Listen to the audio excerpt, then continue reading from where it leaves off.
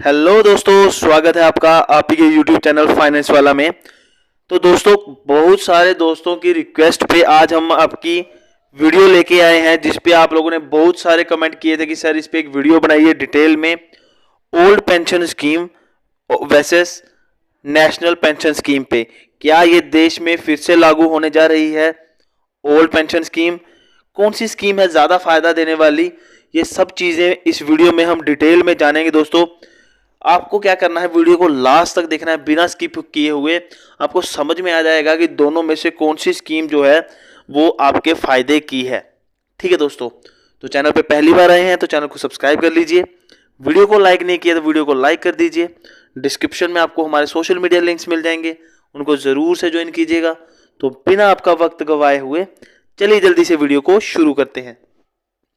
तो दोस्तों, 2004 से पहले क्या था, हमारे देश में ओल्ड पेंशन स्कीम चलती थी, सेंट्रल गवर्नमेंट एम्प्लॉयज़ के लिए भी और स्टेट गवर्नमेंट एम्प्लॉयज़ के लिए भी। उसमें क्या होता था, जब जो हमारे एम्प्लॉयज़ रिटायर हो जाते थे तो उनको आजीवन पेंशन दी जाती थी। देर आफ्टर जो उनकी वाइफ्स होती थी, उनकी पेंशनर की डेथ होने के बाद उनकी वाइफ्स की भी वो पेंशन कंटिन्यू की जाती थी। 2004 में क्या हुआ दोस्तों, इस चीज़ को डिसकंटिन्यू किया गया और लाया गया नेशनल पेंशन स्कीम।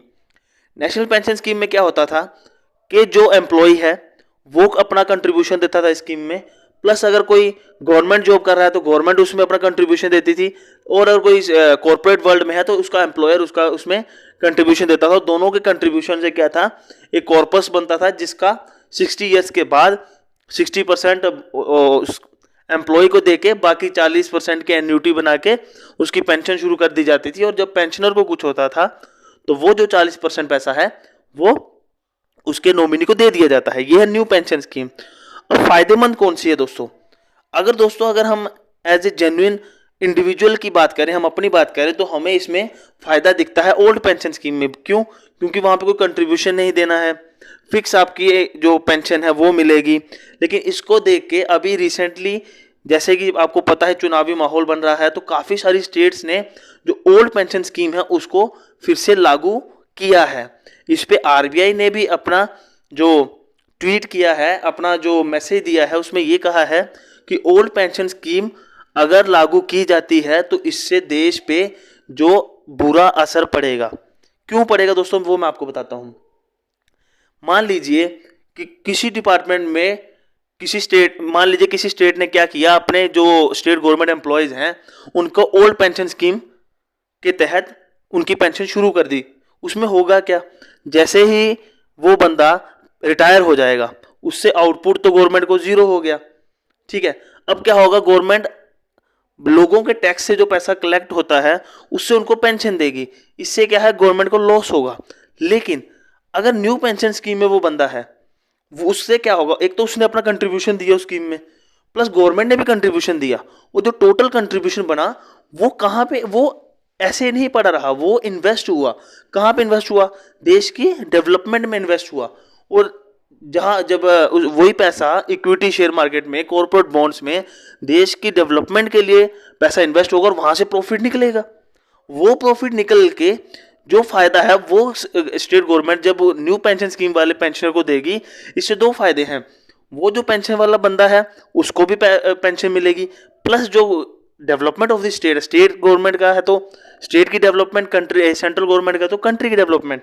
तो इससे क्या होगा, कंट्री और स्टेट्स की डेवलपमेंट भी होगी और जो पेंशनर्स हैं उनको पेंशन भी मिलेगी। ओल्ड पेंशन स्कीम में क्या है कि खाली जेब से देना है, इन्वेस्ट नहीं हो रहा वो पैसा।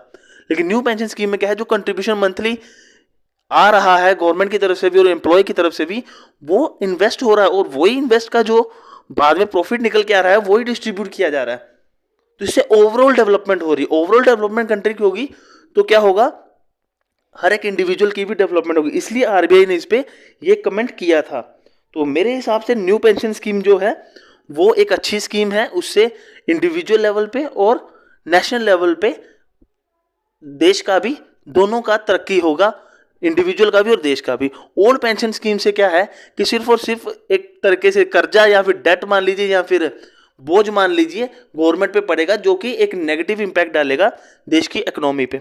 ठीक है, आई होप आपको मेरी जो चीज़ जो मैं समझाने की कोशिश कर रहा था वो आपको समझ में आई होगी। अब बात करते हैं क्या ये पुरानी पेंशन लागू होगी।